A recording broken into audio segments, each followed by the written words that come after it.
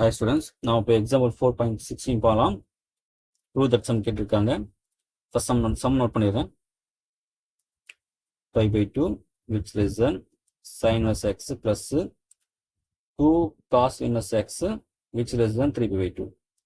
First number நமக்கு வந்து இந்த sin inverse x plus இந்த 2 cos inverse மட்டும் நான் எடுத்துக்கிறேன்.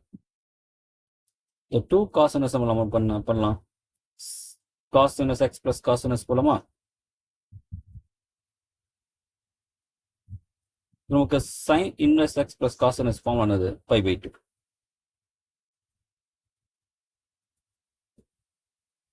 பிளஸ் இந்த cos inverse இருக்கு. இப்போ நமக்கு வந்து வேணும் cos inverse of x சொல்லும்போது கண்டிப்பாக நமக்கு வந்து 0 வந்து பைக்குள்ள தான் இருக்கும் இல்லையா? இப்போ நமக்கு என்ன பண்ணலாம், நமக்கு என்ன தேவைங்க pi by 2 plus cos inverse தவிர இப்போ நம்ம எல்லாத்தையும் என்ன பண்ணுறோம் pi by 2 ஆட் பண்ணுறோம்.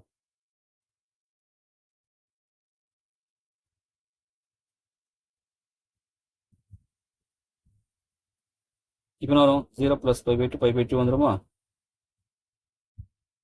இதனால் இது அப்படியே வரலாம். இது என்ன ஆகும் பாருங்க 2 pi less ஆகும். இது pi இல்லையா pi by 2 plus pi. இப்போ வரும் 3 pi by 2 தரும். இப்போ நமக்கு pi by 2 which less than நம்ம இதோட வேல்யூ தானே அது ஆக்சுவலா இதுதானே. அப்போ sin inverse x plus இது 2 cos inverse x which less than 3 pi by 2. அப்போ இதை நம்ம ப்ரூவ் பண்ணும்போது hence